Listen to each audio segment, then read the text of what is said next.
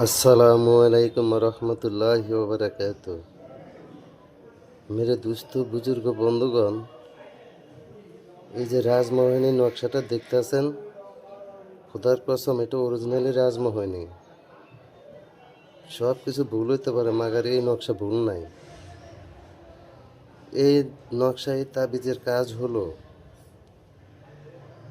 এই নকশাটা আপনার মনের মানুষ যত পৃথিবীর যেই প্রান্তে থাকুক, সেই প্রান্তের থেকে মিলিবার জন্য সে দেওয়ানা হয়ে যাবে, পাগল হয়ে যাবে, মিলামিশা করার জন্য সে দেওয়ানা হয়ে যাব। এটা দিচ্ছি হলো, আমি আমি কাজ করি, দৈনিক প্রচুর কাজ করি, ঠিক আছে।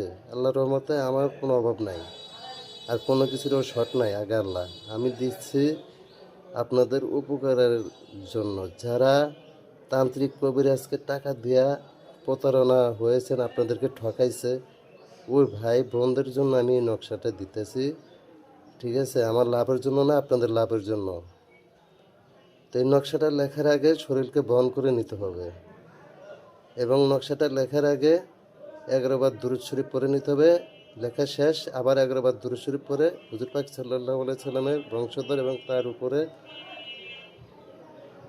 তার আত্মীয় স্বজনের উপরে দোয়া করে রুহু মোবারকে নেক বকশিস করে দেবেন, ঠিক আছে। যাকাত আদায় হয়ে যাবে। এটা বানাইতে হবে 22টা। এই নকশাটা বানাইতে হবে কয়টা? 22টা।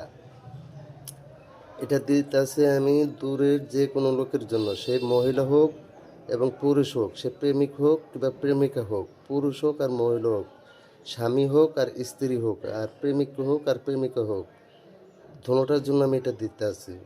পাওনা টাকার জন্য এটা কাজ করবে উড়াধুরা। কেউ যদি পাওনা টাকা কারো কাছ থেকে পান, সেটাও কাজ করবে উড়াধুরা।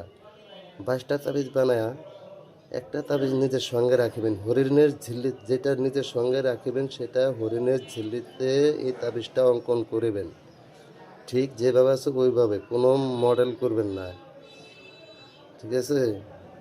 আর 21টা তাবিজ আমি দিতেছি, এটা কিন্তু পলাতক লোককে হাজির করা, প্রতারণা লোককে হাজির করা, আপনার সাথে বাটপারি করছে সেই লোককে হাজির করার জন্য। হ্যাঁ, আপনার সাথে মিল হওয়ার জন্য আমি এটা দিচ্ছি। মহা বশীকরণ, ভালোবাসা, আশ্চর্যজনক ভালোবাসা। আর 21টা তাবিজ আটার গুলিতে ভরে মিষ্টি যে কোনো শিরা দ্বারা আটার গোলা বানায় 21টা আটার গোলার ভিতরে 21টা তাবিজ ভরে 21 দিন নদীতে নিক্ষেপ করবেন। যদি বুঝতে কোনো সমস্যা, আমার সাথে যোগাযোগ করবেন। ধন্যবাদ।